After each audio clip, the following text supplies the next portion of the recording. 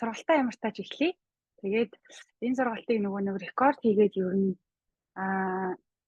тавьчих гэж ингээд бодоод байгаа байхгүй. Тэгээд та эдээс бас нөгөө асуулт энтер нөгөө нэг гарч ирэх юм бол тэгээ яг нөгөө тулгамдж байгаа асуудлуудтай холбоотой асуултанд нь бас ингээд хариулаад тэгээ энэ сургалтаа ингээд рекорд хийгээд тавьчихъя гэж ингээд бодож байгаа. Тэгээ та бүхнээс ер нь бүгднгээс зөвшөөрөл авчих те рекорд хийх юм бол та зөвшөөрөх үү гэд.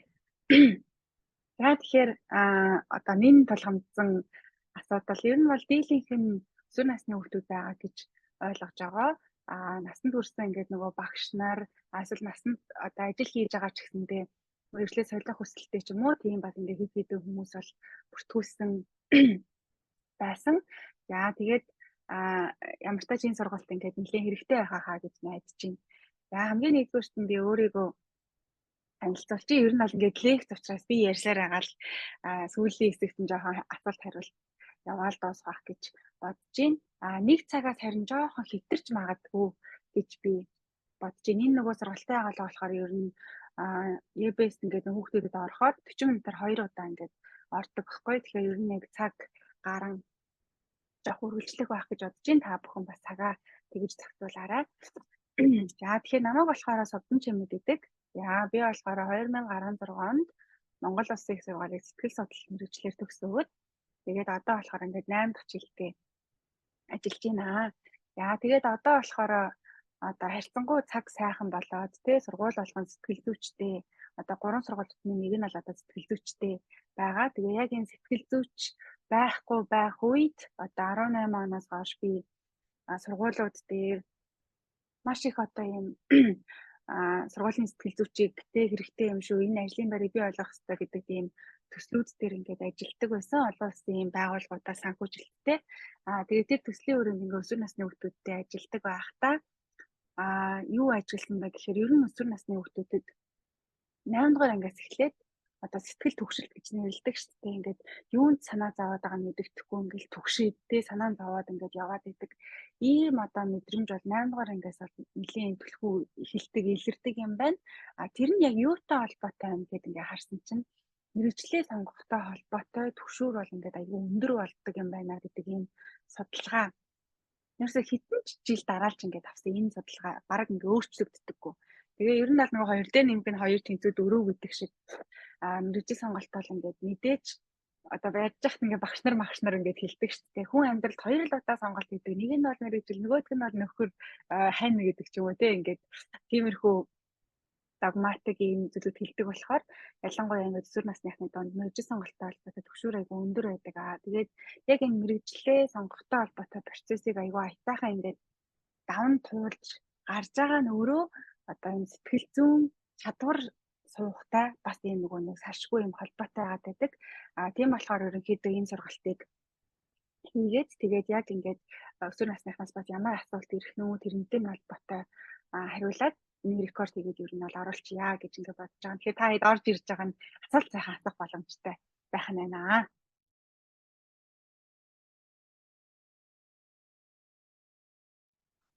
Яа тэгэхээр өнөөдөр болохоор бид нар ерөнхийдөө ямар юу одоо ярих гээд байгаа вэ гэхээр ажил гэж яг юу юм? Мэргэжил гэж яг юу юм? Тэ? Яагаад бид нар ингэж ажил хийх ёстой юм? Яагаад бид нар мэргэжил эзэмших ёстой юм гэдэг одоо ийм агуулгыг ингэж ярьж байна. За мэдээж ажил хийхгүй байж бас болно. Тэ? Өөрөөр хэлэх юм бол чи ингэж аяа угаах гэж байгаа бол яагаад аяа угаах хэрэгтэй юм гэдгийг ойлгох хэрэгтэй шүү дээ. Яагаад аяа угаах хэрэгтэй? Яагаад гэвэл дараагийн хоолой идэхдээ цэвэрхэн миний эрүүл мэндэд тустай учраас аяга угаах хэрэгтэй. Тийм үү? Яагаад би шүдэ угаах хэрэгтэй? Яагаад би унтах хэрэгтэй гэдэг бол ингээд бүгдээрээ шалтгаан үр дагаврыг бид нар мэдж байгаа учраас энэ бол аягүй чухал юм байдаг. За тэгэнгүүт бид нар яагаад ажил хийх хэрэгтэй вэ гэхээр бид нар өнөөгийн нийгэмд маш олон төрлийн хэрэглээнүүд биднэрт байна. Тэ? Идэх уух хэрэглээ байна, өмсөх зүүх хэрэглээ байна, тэ байшин савтай болох хэрэглээ байна. Тэгэхээр нөгөө нэг бид нар тавтай тухтай одоо нөгөө амьдрал өөртөө авахын тулд бид нар бүхнийг өөрсдөө хийж чадахгүй. Тийм ээ? Бүхнийг өөрсдөө өөрөөр хэлэх юм бол ингээл газ ингээл ноогоо тариал гэсэн тэрийгэ будаа тариал тэрийгэ тэрэмдэл гурил алгаал тэгснэ гурилаараа борцог хийгээд идэл юм ингээд нэг бүх активити үйл ажиллагаануудыг бид нэр ингээд хийж чадахгүй. Нөгөө талаасаа бид нар одоо жишээлх юм бол тийм ингээд бүр орхон юу гэдэг лээ эрвэхний ингээд уцыг ингээд юу яагаад аав олгоо тэрийгэ хувцалгаад ч юм уу тийм ингэж чадахгүй.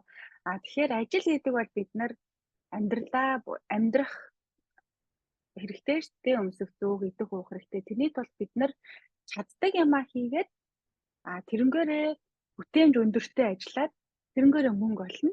Тэр мөнгөөр өөрийнхөө чаддгүй зүйлүүдээ нөхөж ажиллах одоо ийм амьдрах юм хэрэгтэй шаардлага ингээ байгаад байгаа. Тэгэнгүүт мэрэгжил гэдэг маань яг юу хэлээд байна вэ гэхээр ямар нэгэн зүйлээр юм мэрэгшиж нарийсах талаар ингээд яриад байгаа. Өөрөөр хэлбэл чамд арай нэг одоо юу гэдэг нэг юм эвтэйхэн сайхан ойддаг байлаа гэж бодоход тэрийгээр бүр ингээд мэрэгшээд илүү ур чадвартай болоод тэрийг илүү өнгөлөх талаар ингээд яриад байгаа. Тэгэхээр та мэрэгжил гэдгийг юу гэж ойлгож болохоор байна вэ гэхээр та илүү сайн хийдэг. Илүү сайн хийхэд танд ийм боломжтой байгаа юм шиг. Та илүү дуртай байгаа юм шиг.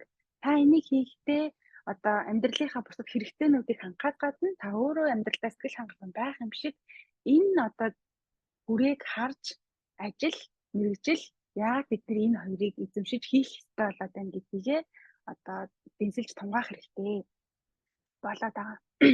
За тэгэхээр энэ одоо саяны жишээг бол ингээд хамгийн энгийнээр та нар ингээд тайлбарлах юм бол Робинзон Крузо гэдэг юуг мэдэн шүү дээ. Зохиолыг Робинзон Крузо бол ингээд далайн юу арал дээр ингээд нөгөө нэг хаягдчихдаг. Тэгээд тэр арал дээр ингээд хаягдаад бүх юмаа өөрөө хийжсэн. Тийм тэ өөрт нь ингээд худалдаа тавчигээд хувцас зарах хүн байхгүй. За тэгэнгүүт баасан ингээ өдрөө мартахгүй тул ингээ өдрөө тэмдэглэж ийсэн. Тэгсэн чинь баасан гарагтыг нутгийн индиантай одоо ингээд угуул хүнтэй ингээ таарсан. Тэгээд тэрийг баасан гэж нэрлээд тэгээд тэр хоёр ингээ хамтарч амьдрахаар болсон чинь Робинзон Крузо болохоор арай илүү юм юунда жимс түүхтэй сайн. Баасан болохоор захнаа сайн. Тэгэхээр чи тэрийгээ хий, би энийгээ хий. Тэгээ хоёулаа хамтдаа сайхан одоо хоол цайтай байя. Тэгэд ингээд амьдарч байгаа шүү дээ. Тэгэхээр ерөөсөө л ингээд хүний нийгэмд бид нэр яагаад ажил эрхлэлтэй, яагаад мэрэгжилтэй болох хэрэгтэй байгаад байна гэдэг нь яг ийм одоо логик системийн дагуу ингээд явагдаж байгаа гэдгийг нэг тэргүүнд бид нар ингээд ойлгох хэрэгтэй. За тэгэхээр яг энэ одоо агуулгын дагуу явна. Одоо өсвөр насны хүүхдүүд мэрэгжлээ сонгоход одоо хамгийн түгээмэл гараад байгаа алдаа юу вэ? Ерөнхийдөө 4 алдаа байгаа. Одоо маш олон өсвөр насны хүүхдэд ингээд зөвлөгөө өгөхөд ингээд давтагдаад хамгийн олон давтагдаад байгаа тийм алдаа нэгсүү та бүхэнд бас нэлээдгүй завхцах байх гэж юу н бодож байна. Тэгээ тэр алдаанд юу н яавал зүгээр юм бэ гэдэг юм 4 зөвлөмж байгаа. Тэгээ ерөнхийдөө яг энэ мэрэгжлийн 5 хүрээ. Тэгээ өөрийнхөө онцлог тохирсон мэдлэгээ мэрэгжлээ яаж сонгвол арай илүү төхөн байдгийн бэ гэдгийг ингээд ярих гэж байна. За тэгэхээр алдаанаасаа ингээд нөгөө нэг аваад үзэх юм бол өсвөр насны хүүхдүүдийн хамгийн түгээмэл гаргадаг алдаа бол өөрийгөө туршлагад тулгуурладаг. Тэ энэ ертөнд дэлхий дээр 7 тэрбум бараг 8 тэрбум хүн одоо амьдарч байгаа. Бүгд өөр өөрийн гэсэн одоо ингээд ажил хөдөлмөрийгээд тэ одоо жишээлбэл бид нар Монгол улсад нэлийн одоо хөгжил тааруу тэ шинжлэх ухаан бага хөгжсөн ийм улс оронд ингээд амьдарч байдаг. Гэтэл бид нар яг тэр дэлхий дээр юу болоод байна ч юм уу те тэр ингээд өөр туршлагуудыг бид нар ерөөсөө ингээд мэдэхгүй байгаад байдаг. Ялангуяа одоо улсын сургуульд сурж байгаа одоо хүүхдүүд ингээд байх юм бол одоо ер нь альч сургуульд ингээд сурж исэн гэсэн ер нь ингээд сургуулийн хүрээний өвдлөө эмнэлэгт очиж үзүүлэх тэгэл нэг ийм хүрээний ингээд туршлагаараа мэрэгжлээ ингээд сонгох гээд байдаг. Тэгэхээр тэр хүмүүс нь ямар хүмүүс байдаг вэ гэхээр одоо өдөр тутамдаа харилцдаг хүмүүс жишээлх юм бол багш байна, нийгмийн ажилтан байна, сэтгэл зүйч байна, эмч байна, хуульч гэдэг юм уу тий. За зурагт сошиал медиагаар харсан хүмүүс байна. Улсын их хурлын гишүүн, захирал, тий маркетинг, эдийн засаг, улс төр сэтгүүл гэдэг нэг иймэрхүү мэрэгчлүүд ингээд байгаа. За 3 дугаарт нь болохоор нийгмийн тренд болж байгаа буюу одоо ингээд coin арилжаач ч юм уу эсвэл ингээд IT-ийн инженер, барилгын инженер гэдэг ч юм уу яг энэ нийгэмд нь тухайн одоо таны өсвөр наснд ямар одоо үе илцэл одоо ингэж давуулгаалж чинь тэрэнд одоо ингэж нөгөө автах одоо энэ coin арилжаач юм бол яг 21, 2 онд бүр ингээд маш их хүүхдүүд манай аав coin хийхээр ингээд их мөнгө олдог гэж намайг coin юу яадаг хийдэг хүн бол гэдэг ингээд тийм мэрэгжил сонгох гээд явж исэн хүүхдүүд бас ингээд нилээдгүй байж исэн. За тэгэхээр яг энэ өөрийн туршлага дээрээ тулгуурлах гээд байгаа нь яг юу хэлээд байгаа юм бэ гэхээр энэнийг ярихын тулд бид нар энэ төрийн механизмыг ингээд ойлгох хэрэгтэй болдог. Яагаад та эдийг туршлага дээрээ л тулгуурлаад байна гэдэг энэ нь айгүй жижигхэн хүрээ шүү гэдэг ингээд ойлгуулад байгаа юм бэ гэхээр за төр яагаад бий болдго юм болоо гэдгийг та бүхнээс асууя. За төр яагаад бий болдго юм болоо гэх юм бол нэг хүн байжээ. Жишээлх юм бол сувдаа гэж би байжээ. Хин нэг хүн ирээд миний утсыг эвдэлчлээ. Эсвэл одоо юу гэдэг миний байшинг шатаачлаа. Тэгвэл хин миний өмнөөс энэ хүнийг шийтгэж өгөх вэ? Тэгээ энэ хүнээс хариуцлагыг нэхэж өгөх вэ? Тэгэхээр ингээд тийм илүү их мэдлэлтэй хүн бол ингээд байх гоогаад байна шүү дээ. За тэгэнгүүт бид нар өөрөө өөрсдийнхөө хүн болгон одоо эрэхтэй тэр эрэхээсээ ингээд жоохон эрх мэдлийг одоо арай илүү дээд эрх мэдлийг өхийг ингээд зөвшөөрөөд тэ төрийг бол ингээд байгуулж байгаа. Тэр эрх мэдлээ бид нар яаж одоо өгж байгаа вэ гэхээр улсад татвар төлж байгаа, ажил хийж байгаа хүн болгоо. Тэ одоо Монгол улс бол одоо 23-4% одоо татвар авдаг. Та жишээлх юм бол 100 мянган төгрөг авлаа гэхэд 23 мянгагаа та төр тушаах хэрэгтэй. Тэр 23 мянган төгрөгөө төр тушаагаад та эмнэлэгт бие чинь өвдөх юм бол эмч таныг үнгөө үзнэ. Таныг гэр шатах юм бол гал команд таныг үнгөө одоо унтрааж өгнө тий. Одоо магадгүй та хохирч гэмт хэргийн хохирч болох юм бол цагтаа таныг үнгөө одоо хамгаална. Өөрөөр хэлэх юм бол мөнгө төлж та төрийн үйлчлэг авна шүү гэж одоо хэлдэг байх нь шүү дээ. Гэмтийн эрсдэлтэй нөхцөл таныг хамгаалахын тулд одоо энэ цагтаа гал команд эмч гэх хүмүүс ингэ ажиллаж байгаа. Яг энэтэй ижилхэн сургууль цэцэрлэг бол үнгөө байгаа даа шүү дээ. Сургууль цэцэрлэг бол үнгөө. Яагаад вэ гэхээр би өөрийнхөө хойч ирээдүг одоо сайн боловсралтай, мэдлэг чадвартай, тэ өөрийнхөө өр хүүхдийг үнгүү боловсралтай ингээ болгохын тулд би татвар бас ингээ төлж байгаа. Тэгээд тэр хүүхдүүд маань үнгүү ингээ сурж байгаа. Тэгэхээр яг энэ нөгөө нэг төр эргэн хоёрын хооронд би татвараа төлнө, та надад хэрэгтэй үйлчилгээнүүдийг маань үн төлбөргүй сайн үзүүлнэ шүү гэдэг энэ хоёрын хооронд байгуулж байгаа гэрээг юу гэж нэрлэдэг байгаа вэ гэхээр үндсэн хууль гэж ингээд нэрлэдэг байгаа. За тэгэхээр нөгөө өөрсдийнхөө туршлага дээр ингээд нөгөө тулгуурлаад байна гэдэг байгаа нь юу хэлээд байна вэ гэхээр хүүхдүүд маань одоо тий энэ улсад ч юм уу тий энэ дэлхий дээр болж байгаа бүх зүйлтэй харилцан үйлчлэлд орж юу юм яадгийг ингэж бүрэн таньж мэдж ингэж чаддаггүй. Дийлэнх тохиолдолд төрийн үйлчилгээг л одоо илүү сайн ингэж мэдээд байдаг. Эсвэл аав ээжийнхээ ажлыг эсвэл хамаатан цадныхаа ажлыг гээд иймэрхүү хүрээнд ингэж мэдээд байдаг аа. Тэгэхээр одоо жишээлх юм бол Монгол улсын хувьд ингээд аваад үзэхэд сая 200 мянга орчим хүн ажил хийдэг. Одоо хөдөлмөрийн насны гэсэн үг байна шүү дээ. Тэгэнгүүт тэрний 20 гаруй хувь нь төрийн албан хаагч байдаг. 20 гаруй хувь. Тэгэхээр өөрөөр хэлэх юм бол тэр 20 гаруй хувьдаа л та бүхэн тэ хүүхдүүд маань ингээд нөгөө таньдаг болоод байгаа ханаа шүү дээ. Ийм үргэлжлээд юм байна гэдэг.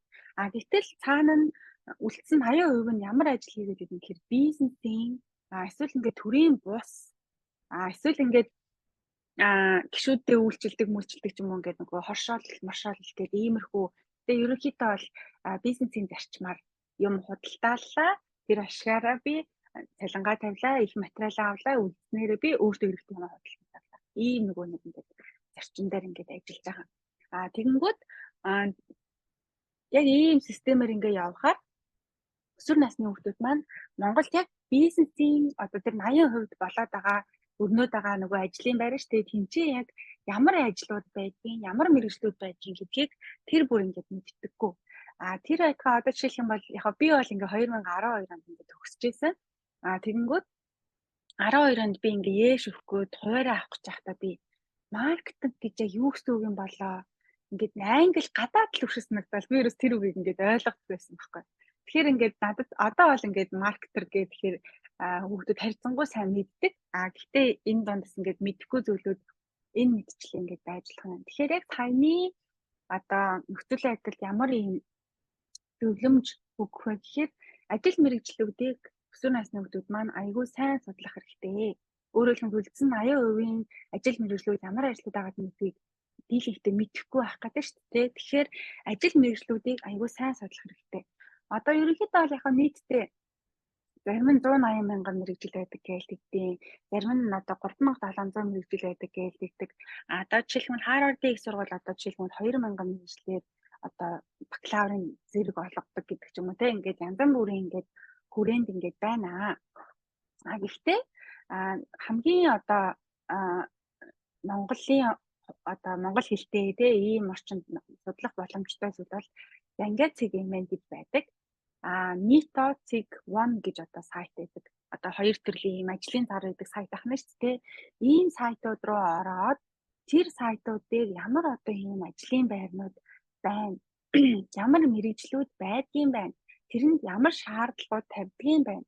Ямар шаардлагууд тавиад хэдэн дөрөвний талантай ажилтгийн байна гэдгийг маш сайн судлах хэрэгтэй. Өөрөөр хэлбэл тэр тавигдах шаардлага дээр чинь тэр хүн ийм чадвартай байх ёстой учраас ийм ажил хийдэг гэсэн үг юм байна гэдг ингээд тодорхой гараад ирнэ шүү дээ. Тэгэхээр хамгийн нэгдүгürt нь ийм сайтуудыг судалж болно. За дараад нь яаж ажил мөрийг судалж болох вэ гэхээр одоо их сургууль бол жишээлх юм бол одоо та бүхнээс мөнгө аваад боловсролын үйлчилгээ олгож байгаа төлбөртэй боловсролын үйлчилгээ олгож байгаа их сургуулиуд нь шүү дээ. Тэгэхээр энэ сургуулиуд та бүхэнд ер нь бол дийлэнх нь байдаг. Сургуулийнхаа вебсайт дээр одоо хөтөлбөр болгоны 4 жилийн хугацаанд ямар хичээлүүдийг үзэх юм бэ? Одоо жишээлх юм бол 4 жилийн хугацаанд та нар их сургууль 120 кредит энэ төр гэж нэглаг англи нэгтэй ингээ үзэж байгаа шүү дээ. Тэнгүүд тэр кредит чинь ингээд 120-ыг цуглуулсан шүү дээ. Нэг хичээл үзлээ 2 кредит, дахиад нэг хичээл үзлээ 3 кредит, дахиад нэг хичээл үзлээ 6 кредит гэдэг нэг кредит цуглуулж байгаа шүү дээ. Тэнгүүд тэр кредитүүдийг 120 кредит чинь ямар хичээл үзээд бүрддэгийм бэ гэдгийг их сургуулиудын вебсайт дээрээс үзэж болно. Жишээлх юм бол одоо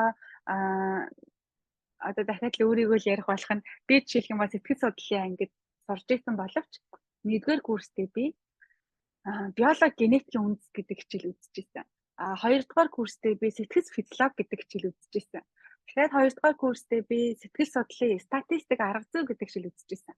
Тэгээ яг үүндээ би ингээд нөгөө гой буудан дээр суугаал зөвлөгөөний одоо ингээд туршлага суугаал те ийм юм сурна гэж ингээд бодож исэн чинь амар өөр хичээлүүд ингээд үзээд тэгээ энээс болоод юу вэ миний мэргэжил чи ийм биш юм байна гэдэг ч юм уу те энээс болоод ингээд сургуулаа хайдаг ч юм уу эсвэл сурж байгаа ангидаа сонирхолгүй болдог ч юм уу өөрөөр хэлбэл нэг юм хүлээлт байгаад байна шүү бодтой биш юм төсөөлөл хүлээлт байгаа юм.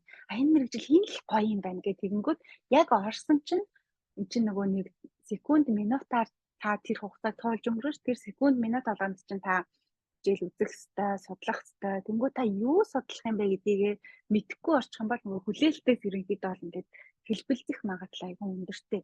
Хэлбэлзнэ гэдэг нь та сэтгэл санааны хувьд докторгүй болно гэсэн үг байгаа. За өөр яаж ажил мэргэжил судалж болох вэ гэхээр тэр та сонирхож байгаа мэргэжлийнхаа хүрээнд хүмүүстэй очиж ярилцлага хийж болно. Одоо жишээлх юм бол над дээр аягүй олон хүүхдүүд ингээд нөгөө холбогддог. Би яагаад энэ ингээд сургалтыг ерөн заавал ингээд хийх хэрэгтэй юм байна гэж ингээд бодсон бэ гэхээр аягүй олон юм 10 жилийн хүүхдүүд над руу ингээд чаадчихдаг байхгүй. Би сэтгэл судлаар ингээд яах гэж байгаамаа сурах гэж байгаамаа тань дээр очиод зүгээр ингээд өрөө мөрөг чинь цэвэрлээд ингээд байгаад ээж болох уу ч юм уу те. Эсвэл ингээд та зөвлөгөөгөө яг яаж өгдөг вэ? Өдөр хэдэн хүнд өгдөг вэ? Хэдэн төгрөгийн та цалинтай вэ гэдэг ч юм ингээд нөгөө аягүй их ингээд нөгөө чатнууд ингээд ирдэг. Тэгээд энэ нь бол юу вэ? Тэгэхээр тэр аягүй сайн байгаа байхгүй. Тэр мэргэжлийн үнэтэйгээ ингээ холбогдоод ажлын байрыг авчиж үзээ, судлаад ийм орчинд л ажиллах юм байна гэдгийг тэр хүүхд ингээ мэдчихэж байгаа. За дөрөвдүгээрт нь болохоор хэрвээ та одоо ийм тухайн ийм салбартаа ажиллах гэж байгаа. Тэгээ одоо яг мэргэжлийн нарийн ингээд нөгөө нэг яг сонгоогүй байх юм бол үйлдвэрүүд дээр эсвэл байгууллагууд дээр бас ингээ очиж бол. Тэгээд ялангуяа одоо ийм их сургуулиуд дээр бас ингээд нөгөө оюутнууд дээр очиж байгаа тохиолдол бас ингээд нэлээдгүй байдаг. За тэгэхээр өөрийнхөө туршлага дээр тулгуурлах ийм алдаа ингээ гаргаад байдаг учраас туршлагаа айгүй өргөжүүл гэдэг байгаа хана шүү дээ. Хамгийн нэгдүгээрт нь.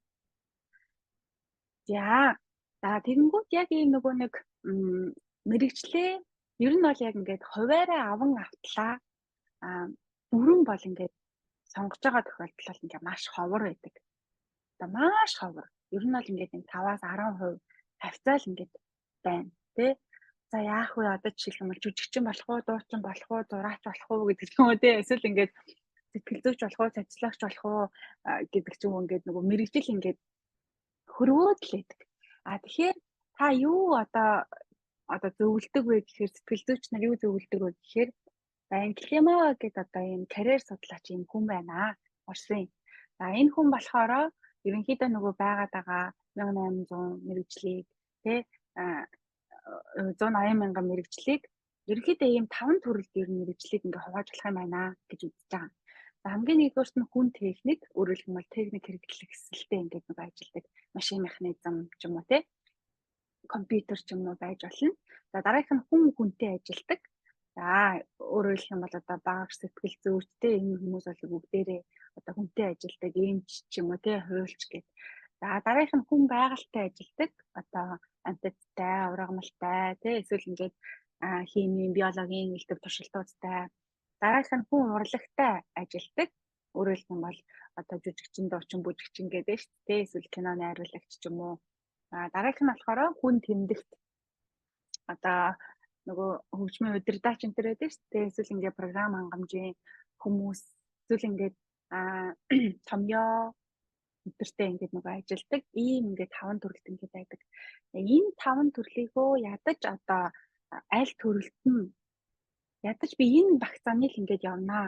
Энэ дотор л би эргэлтнэ гэдэг одоо сонголтоо бас хийчихвэл айгүй зүгээр байдаг. Тэгэхээр энэ нөгөө юу гэхээр надад аль мэрэгжлийн хэв шинж нь арай илүү тохирох вэ? Би аль хэв шинжинд нь илүү сонирхолтой вэ гэдгийгээ бас ингээд үнэлээд саяны мэрэгжил судлах дотор ингээ оруулах зүгээр байдаг.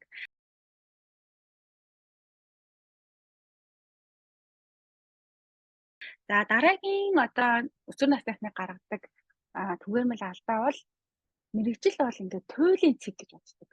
Мэрэгчлээ сонгочвол би одоо боллоо гэд одоо ингээд бүр одоо сонгосон хүмүүс нь одоо жишээлбэл бусад ертөнц огт хамаагүй юм шиг ингээд авиралдаг гэтэл яг үнэндээ орчин цаг үед бол мэрэгжил бол одоо тийм туйлын тий мэрэгжилтэй л бол та ажилтай. Мэрэгжилтэй л бол та өндөр цалинтай. Хэцүү үг бол ерөөсөө байхад байсан. Одоо жишээлх юм бол би сэтгэл судлалаар төгсөө сэтгэл зүйч гэдэг мэрэгжилтэй болжээ. Гэтэл одоо юу гэдэг би мэрэгчлэрээ сэтгэл зүйн зөвлөгөө өгөх ур чадварыг бусдыг ойлгох, бусдын асуудлын зангилааг тайлах ийм ур чадваруудыг би 4 жилийн хугацаанд маш сайн эзэмшсэн байлаа гэж бодъё. Гэхдээ одоо ийм ур чадварууд шүү дээ. Гэхдээ хэрвээ би ингээд амар сайн хичээж хагаад англи хэлний ур чадвараа сайжруулчих. За эсвэл ингээд би ингээл судалгаа хийж байгаа судалгаа боловсруулж аналитик чадвараа ингээд сайжруулчих. Эсвэл ингээд би илтгэх урлаг мэтгэлцээний клубд яваад өөрийгөө илтгэх чадвараа сайжруулчих. Эсвэл би төлөвлөх зохион байгуулах ур чадвараа сайжруулчих. Гэх мэтчлэн одоо ийм ур чадваруудаа хөгжүүлэх юм бол жишээлх юм бол би англи хэлний ур чадвартай IELTS оноотой байх юм бол би англи хэлний сургалтын төвд ч юм уу англи хэлний багшаас би хийж болно.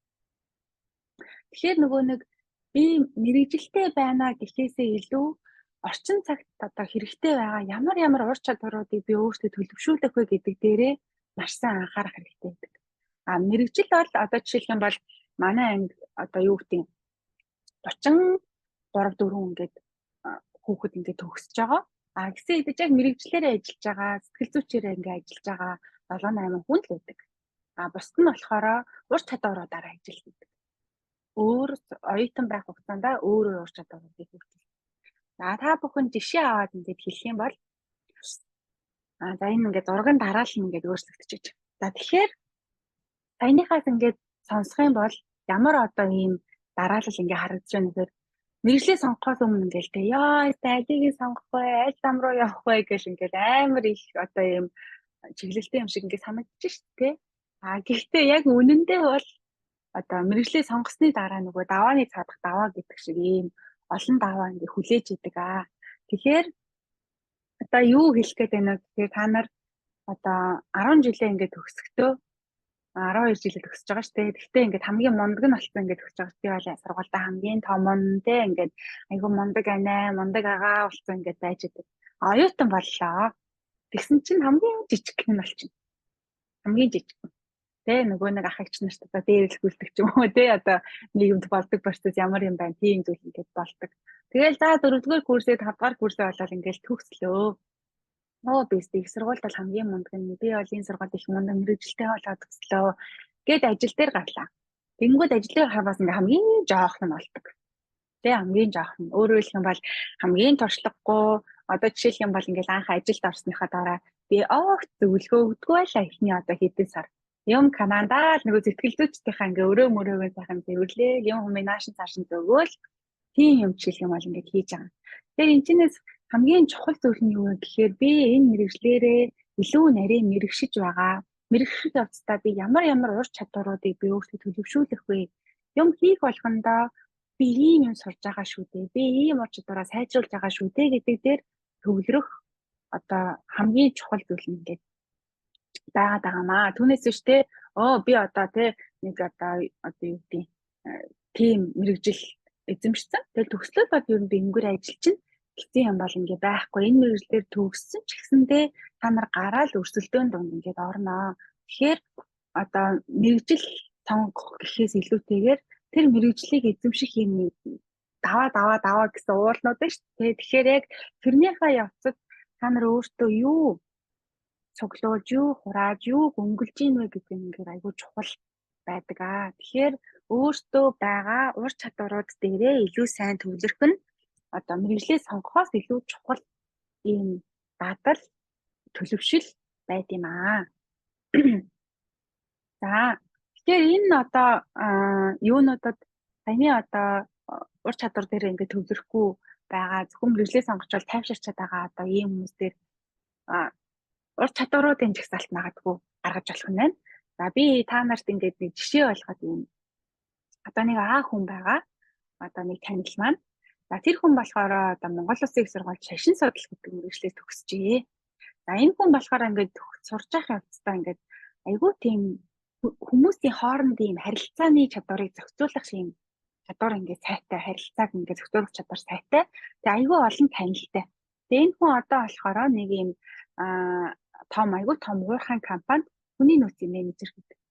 Хүний нөөцийн менежер хийдэг гэдэг маань юу гэсэн үг вэ гэхээр тэр компани ажил хийх болсон чинь нөгөө ажилтан нь яг цаг хугацаанд байна уу? Тэгсээ олж ирсэн ажилтан нь яг бүтээмжтэй хүн байна уу гэдэг дээр энэ хүний нөөцийн менежер хүмүүсийн нөөц дээр ажилдаг гэдэг байна шүү дээ. За тэгэхээр энэ хүн бол ингээд нөгөө огт өөр мэрэгжилтэй боловч ур чадвараараа ажил хийж байгаа гэсэн үг байна. За дараагийн Б хүн болохоор мэрэгжил нь антрополог буюу одоо юм хүн судлал гэсэн мэрэгжилтэй. Өөрөөр хэлэх юм бол хүн төрлөختөн үүсэн өвчсөн цагаас хойш хүний соёл те хүний яаж бүтээдэг юм гэдгийг судалдаг ийм мэрэгжилтэй гэсэн. Энэ хүн болохоор одоо октод маань мэдэж магадгүй Isis Pharma гэдэг одоо юм матганы аягүй сайн нөгөө косметикийн брэнд гэдэг шүү дээ. Энэ брендийг одоо нөгөө оруулж ирдэг компанид нь энэ брендийн брэнд менежер хийдэг. Өөрөөр хэлэх юм бол энэ брэнд ингээ өөр улсын брэнд байгаа л шүү дээ. Тэнгүүд Монгол улсад оруулж ирээд яаж нутагшуулах вэ? Хүмүүс яаж таниулах вэ? Ямар одоо инфлюенсерүүдтэй хамтрах юм бол манай яг одоо брэнд маань зорилттой хүмүүстэй хүрэх үү гэдэг ажлыг төлөвлөж ингээ хийдэг гэсэн үг. Тэгэхээр энэ хүн бол одоо антрополог мэрэгжилтэй боловч шин санаа олох мэдрэмжтэй байх гэсэн одоо энэ чадвараа ур чадвараа бол ингээ маш өндөр юм хөгжүүлсэн хүн байна. За В хүн болохоор мэрэгжил нь одоо юм хуульч мэрэгжилтэй. Одоо болохоор одоо application website-ийн UI UX designer гэж байна шүү дээ. User interface, user experience designer гэдэг ер нь үйлчлэгчид яаж харагдах вэ? Одоо та нар UBCAP энэ төр ашигладаг бол UBCAP, Unitel энэ төр гэдэг аппликейшны дизайнуудыг хийжсэн ийм хүн байгаа. Тэгэхээр өөрөөр хэлэх юм бол аль ямар мэргэжлийг сонгох гэж ингээд төгших хийхээс өмнө ямар ур чадвар надад дутагдаад байна гэдэг дээрээ төвлөрөх юм бол илүү ингээд чухал. Тэгээд дараад нь бол нөгөө мэргэжлийн 5 хүрээ рүүгээ орчуулна ш тэ хүн хөнөө, хүн техникүү, хүн урлагүү, хүн тэмдэгтүү, хүн машин байгалаа гэдэг рүүгээ орхоно. За 3 дахь түгээмэл алдаа нь болохоор юу вэ гэхээр өөрийгөө таниагүй байх гэдэг одоо ийм түгээмэл алдаа ордог. За өөрийгөө таниаг байхад чинь нөгөө айгүй тийм сонио асуулт байгаа ш тэ. Би яг хин би яг ямар онцлогтой юм, юунд дуртай юм, би ер нь өөрөө гэж хин гэдэг одоо энэ хэсэг рүү бол ингээд орж байгаа. За тэгэнгүүт яг сэтгэл судлалын талаас ингээд үзэх юм бол би буюу одоо хувь хүн яаж бүтдэг юм бэ? Яаж бүрэлддэг юм бэ гэхээр мэдээж одоо аав ээжийн ДНХ-г авч төрж байгаа шүү дээ бид нар чинь. Аав ээжийн генетик бол ингээд байна. Генетик ингээд байхаас гадна хүн ерөнхийдөө бол өнгөрсөнд ямар туршлага авсан бэ? Ямар дадал төлөвшөлтэй болсон бэ гэдг нь нэгдүгээр өөрийгөө тодорхойлоход маш чухал зүйл. Хоёр дахь өөрийгөө тодорхойлох чухал зүйл бол та ирээдүйд ямар хүн болохыг хүсэж ирмэлзэж байна вэ? Таны ирээдүйн зорилго яг юу вэ? Энэ хоёрын нийлбэр бол одоо та өөрийн таныг бүрдүүлж байгаа хэсэг гэж одоо ингэж ойлгож болно. Өөрөөр хэлэх юм бол би яг хий юм бэ гэдгийг мэдхийн тулд би өнгөрсөнд би аав ээж маань надад ямар дурсамж өгч үү? Би найз нөхөдтэйгөө ямар дурсамж бүтээж үү? Ямар би одоо чухал туршлагуудыг авсан байна? Надад ямар дадлууд байна? Хэрэгтэй болон хэрэггүй. Тэгэхээр энэ бол ингээд таныг бүрдүүлж байгаа айгүй чухал юм хүчин зүйл байгаа даа. Тэгэхээр хүүхдүүд болохоор өсвөр насны хүүхдүүд болохоор ямар байгаа байна вэ гэхээр өөрийнхөө өнгөрсөндөө ерөөс ингээд дүгнэлт хийдэггүй. Тэрнээс гадна өөрийнхөө ирээдүгээ яг ингэж тодорхой төлөвлөдөггүй. Яг ийм ингээд хоёр зүйл ингээд алдагдчихаараа бусдын үгэнд илүү их тийм оромтгой. Нэрэж ээжийн зөв юм болов? Нэрэж багшийн зөв юм болов? Нэрэж манай найзын зөв байх. Манай найз намайг яг зөв харж байгаа. Гэдэг одоо нөгөө бусад хүмүүсийн үгээр үг хийх гэдэг ингээд байна. Тэгэхээр яг тийхгүй тулд хамгийн ихний алхам бол өөрийнхөө бүрдэл хэсгүүдийг тодорхой болгох. Зөвлөмж барна. Өөрийнхөө бүрдэл хэсгийг тодорхойлох. Өөрийнхөө бүрдэл хэсгийг та өнгөрснөөс өөртөө юу авч үлдсэн бэ? Одоо магадгүй ээж чинь таныг маш их загиндаг байсан бол тэрнээс болоод та одоо яагаад би гараа өргөд вэ? За тэрнээс болоод та ямар одоо ийм уур бухимдалтай, дургууталтай ч юм уу болсон маань гэдгийг танин мэдэх. Тэрнээс гадна та одоо ямар төлөвшөлтэй байгаад байна гэдгийг танин мэдэх. Хүнчлэн та ирээдүйд юу хийхийг хүсээд байна, зориод байна, ямар хүсэл эрмэлзэл танд байна гэдгийг олох нь ингээд айгүй чухал байгаа. Өөрийнхөө энэ бүрдлийг тодорхойлоход туслах нэг юм хоёр төрлийн арга байна. Нэгдүгээрт нь болохоор та өөрийнхөө темпераментыг одоо тодорхойлох хэрэгтэй. За темперамент гэж та нар сонсч ирсэн ч байж магадгүй энийг эсвэл зан төлөв уг нь бол зан араншин гэж орчуулдаг мэргэжлийн хэллэг нь. Гэхдээ яг та хэдэд арай л ойлгомжтой байх үедээ та өдийг хүртэл одоо төлөвшсөн ийм характер байгаа дээ шүү дээ. Тэр характертаа тохирсон одоо мэргэжил сонгох нь айгүй чухал. Та өөрийнхөө төлөвшсөн. Өөрөөр хэлэх юм бол ингээл амар сэтгэл хөдлөндөртэй, амар хурдан ингээл нөгөө уйлдаг ч юм уу эмоцоо шууд гаргаад сурсан ийм төлөвшөлтэй байх юм бол танд жишээлх юм бол одоо онгоцны нисгэгч ч юм уу тийм мэргэжил бол ингээд тохирохгүй байх гэдэг шүү дээ. Яагаад гэвэл онгоцны нисгэгч ч юм уу эсвэл ингээд уул уурхай, гүний уурхай инженер хүн ч юм уу маш тийм сэтгэл хөдлөл багтай.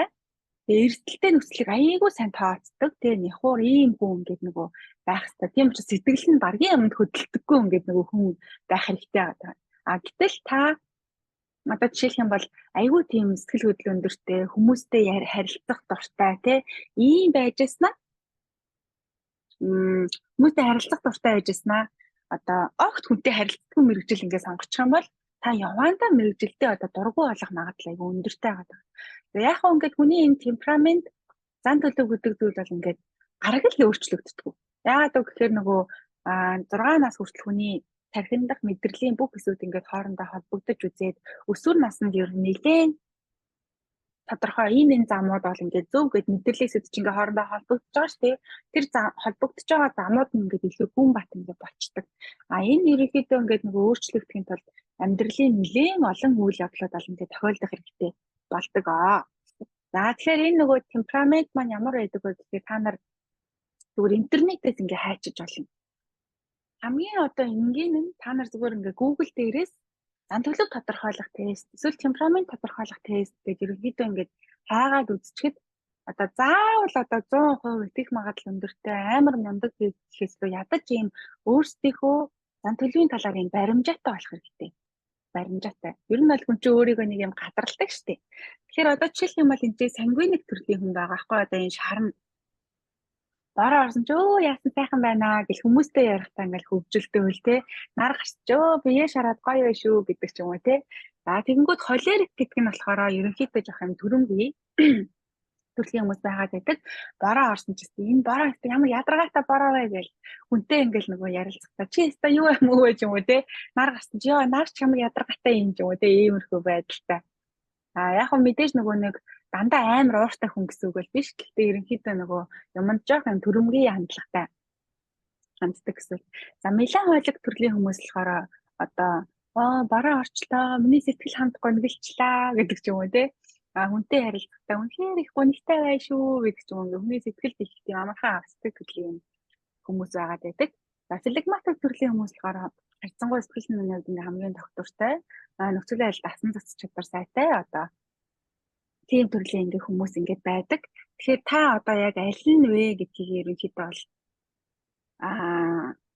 энгийн интернетээс хайгаад хийж болох тестээр ядаж хийгээд үзэх хэрэгтэй. Ингэхийн бол та би гэр бүлээсээ ийм зан төлөвлөлтөөр төлөвлөсөн юм бэ штэ гэдгийг ядаж мэдчих юм бол тэрэндээ тохирсон ийм төрлийн над шиг одоо ийм темперамент гэж онцлохгүй тийм бүгдийг ингээд бичээд өгсөн байдаг байхгүй юу? Тэрэн дээрээс ийм онцлогтой юм надад энэ үжил тохирох болов үгүй илүү гэдэг дээрээ анализ хийнэ гэсэн үг. За харин ирээдүйтэй холбоотой төлөвлөх дээр ямар одоо ийм зөвлөмж байна гэхээр та бүхэн одоо энэ дасгал ажлын хуудсыг ингээд ажиллаад үзээрэй.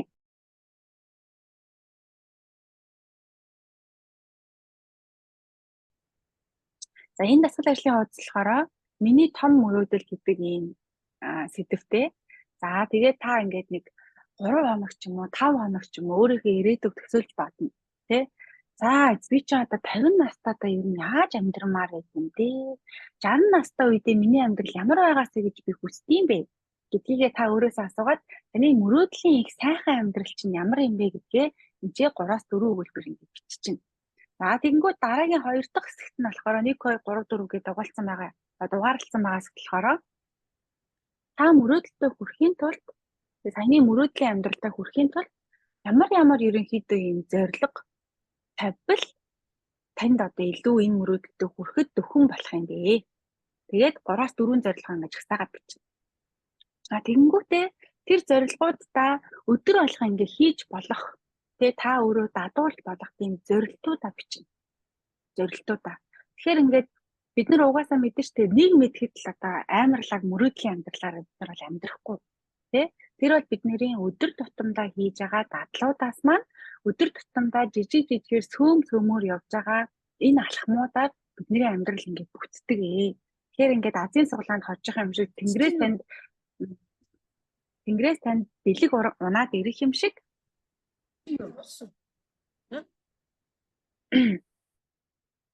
одоо тийм хандлагатай бол ерөнхийдөө байхаас илүүтэйгээр мэрэгжлээ ингээд нарийн төлөвлөл зүгээр. За энэ дээр би та нарт болохоор над дээр одоо хэдэн онд юм бэ? 21 онд над дээр нэг зөвлөгөөнд иржсэн 9-р ангийн охины жишээг ингээд хэлье. За тэр 9-р ангийн охинд би энэ дасгал ажлын хуудсыг ингээд ажиллуулсан. Тэгээ энэ хуудсан дээр болохоор тэр хүүхэд хуульч болох юм мөрөөдөлтэй байсан. Тэгээд юунаас ингээд интернетээс ингээд хуульчтай холбоотой юм кинонууд үзсэн байсан. Тэгээд тэр кинонуудыг үзээд хуульч хүмүүс ийм хийд юм байна, ийм ажил хийд юм байна гэдэг ингээд судалж байгаа. Ийм олон улсын арбитр буюу олон улсын одоо ийм групп компаниуд ч юм уу те эсвэл олон улсын ийм зөрчилтэй маргаантай үйл явдлууд дээр өмгөөлөгч хийдэг, одоо хуульч хийдэг тийм одоо хуульч олно гэдэг ийм мөрөөдлийн амьдралаа бичжээ. За тэгсэн чинь тэр охины хувьд болохоор хамгийн нэгдүгээрт нь хуульчлалд бол мэтгэлцэх чадвар чухал байт юм байна те. Тэмшүүгч одоо би тэгмээр ингэмээр ингээд одоо ингээд өөрийнхөө хамгаалж байгаа талынхаа үзэл бодлыг айгүй зөөр илэрхийлэх хэрэгтэй байна шүү дээ. За тэгсэн чинь мэтгэлцэх гэдгийнхээ дараа хоёрдугаарт нь англи хэл сурах гэж бичсэн байгаа. Өөрөөр хэлэх юм бол англи хэл дээр одоо шүүх хуралд оролцох юм байна л та. Гуравдугаарт нь болохоор дэлхийн нөхцөл байдал ингээд яаж хувьсаж өөрчлөгдөж чинь тэрнгээр айгүй сайн ингээд нөгөө мэдээлэлтэй болох хэрэгтэй. Ингээд ийм 3 одоо зорилго тавьсан байгаа. Тэгсэн чинь энэ 3 зорилго дээрээ болохоор мэтгэлцэж сурах гэдэг дээрээ 9-р ангинд Noisy энэ мэтгэлцээний клуб дээр ингээд очсон. Тэгээ тэрэнд ингээд бүртгүүлээд би зүгээр ингээд очиод сонсч иж болох уу гэд ингээд зөвшөөрөл авсан байгаа.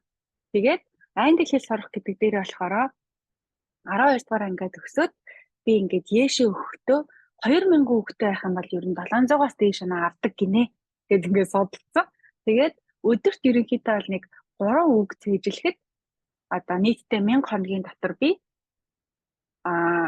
амралтын өдөр мөдрөө ингээд нөгөө хасаад нэг 800 өдөр тэгээд би ер нь 2000 гаруй үг цээжилж болох юм байна гэж тооцсон байгаа. Тэгээд дэлхийн нөхцөл байдлыг ингээд нөгөө сайжруулна гэдэг дээр англи хэлээ сайжруулад ийм дэлхийн мэдээ уншина, ICON-ы мэдээ уншина гэдэг ийм өдөр болгон ийм мэдээ уншина гэдэг ийм зорилго тавьсан байгаа байхгүй. Тэгэхээр яг ингээд бид нар мөрөөдлийн амьдралаа айгүй сайхан тодорхой төсөөлөх хэрэгтэй. Өөрөөр хэлбэл та айгүй сайн зургалсан байх хэрэгтэй юм шүү дээ. Ингээд ийм эрсдэл учрах юм бол тэр эрсдлийг ингээд нөхчнөө гэдэг ийм төлөвлөгөөтэй байх хэрэгтэй. Тэгээд тэрэндээ тохирсон одоо ийм зорилтуудыг ингээд тавих шаардлагатай байдаг байх нэ. За энэ болохоор ерөнхийдөө өөрийнхөө бүрдэл хэсгүүдээ илүү тодорхой болгох юм алхам байгаа юм. За дөрөв дэх түгээмэл алдаа нь юу вэ гэхээр өсвөр насныхан бол ингээд бусдын үгээр ингээд аюул шийдвэр гаргах гад байдаг. За тэр нь одоо гэж үгээр тий багшийн зөвлгөөгөөр тий эсвэл ингээд ямар ч судалгаагүй интернетийн мэдээгээр эсвэл найз нөхдийн ятгалгаар шийдвэр гаргах одоо ийм магадлал амар өндөр байдаг. За жишээлх юм бол над дээр нэг зөвлөгөөнд иржсэн хүүхэд аав нь багш, ээж нь эмч. Тэгээд манай гэр бүл сэхэтэн одоо ийм гаралтай гэр бүл чи сэхэтэн л болох хэвээр гэдэг ерөөсө хуульч болгоно гэдэг тэр хүүхдийг бол зүгээр хууль би одоо ангид арах болоход бүр ингээд бэлтгэсэн байсан. Гэхдээ яг үндэ тэр хүүхдийн хүсдэг мэргэжил нь бол тоогооч байсан. Тэгээд тэр энэ бол ингээд нөгөө яг ятгалганд ингээд орцсон байгаад шүү дээ. За дараагийнх нь болохоор бас нэг хүүхэд эмч болно гэд. Тэгээд яагаад чи эмч болохоор сонгож байгаа вэ гэсэн чинь одоо би интернетээс харсан чинь эмчийн цалин 3 сая гэдэг юм байлээ.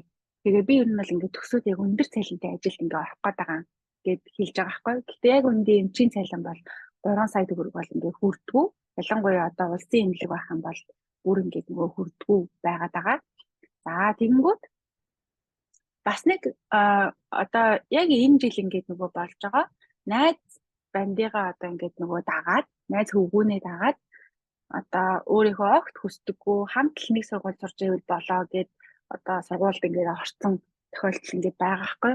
Тэгэхээр энэ мэдчлэн одоо та өөрийнхөө амьдралаар ингээд амьдрах гэж байгаа хэрнээ бусад хүмүүсийн ингээд нөлөөллүүдийг ямар ч шүүлтүргүүгээр оруулаад байх нь та өөрөө магадгүй дараа нь харамсах тий эсвэл дараа нь таны хүссэн амьдрал гэд биш байх эрсдэл ингээд аюул өндөртэй.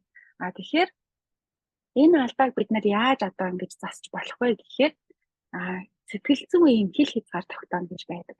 За та бүхэн сонсч байсан байж магадгүй, сонсч байгаагүй шиж магадгүй. Ерөнхийдөө бол хил хязгаар тогтоох гэж ярьдаг тий. За хил хязгаар тогтооно гэдэг байгаа маань юу хэлээд байгаа вэ гэхээр бид нар болохоор амьдрал дээр хил хязгаар маань яаж ингэж монголчуудад их тогтоод байна гэхээр тэр ихтэй намайг тэгж хэлж байгаа юм да. Арайч би тэр ихтэй арайч тийм гэж бодоогүй. Би яста тэрнтэй стагт харьцахгүй юм байлээ гэж ингэж нөгөө мэддэг. Тэгээ өөрөөр хэлбэл бүр ингэж нөхцөл байдал амар дорцсны дараа тэр дор очингуудаа тэрийг мэдрээд энэ бол миний төвчих зүйл биш байна. Би бол ингэж яхаа арай дээр явахыг хүсээд байна гэж тэр нөхцөл байдлыг ингээ хайж сурдаг.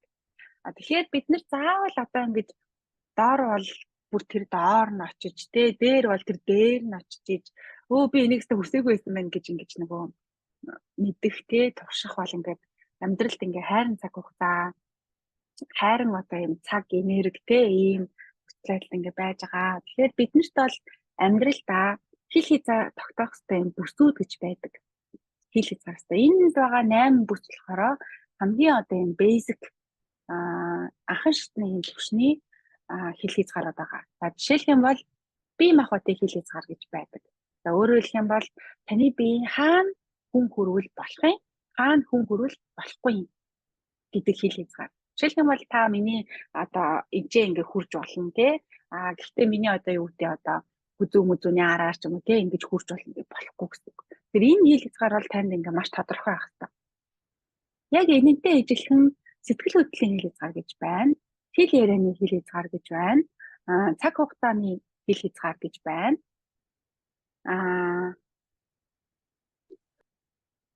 ажлын одоо ийм хил хязгаар гэж байна. Сүнслэг хил хязгаар, санхүүгийн хил хязгаар, хайрын хил хязгаар гэдэг ийм хил хязгаарууд бол ер нь өөртөө тогтоож сурах хэрэгтэй. Одоо жишээлх юм бол сэтгэл хөдлөлийн хил хязгаар дээр та одоо жишээлх юм бол ингээд нэг баярлалаа гэж бодъё л да. Тэнгүүд хин нэгэн хүн таныг үгүй ийм юм баялаад тахтай гэж чи ч тэнийг юм биш үү гэж хэлэх юм бол энэ бол таны сэтгэл хөдлөлийн хил хязгаарыг зөрчиж байгаа хэрэг. Тэгэхээр энэ хил хязгаарыг ингээд зөрчих юм бол хоёр хүн хоорондоо ер нь бол маргалддаг. Тэ хоёр хүн хоорондоо угаасаа маргалддаг. Яагаад гэвэл энэ хоёр чинь ингээд эвлэхгүй байгаа байхгүй юу? Нэг нэгэндээ эвлэж орохгүй. Тэгэхээр нэг нэгэндээ эвлэж ордог ийм харилцааг үүсгэхийн тулд хоёр хүмүүс угаасаа хоорондоо мууддаг. Өөрөөр хэлэх юм бол танаа аав ээж та хоёр мэрэгжлийн хувьд та хоёр ингээд зөрчилдөж байгаа бол та хоёр муудалцсан байна шүү дээ. Та аавынхаа ээжийнхээ үгэнд орохгүй, ээж аав чинь таны үгэнд орохгүй. Тэрийн хоёр ингээд зөрчилдөд угаасаа муудна.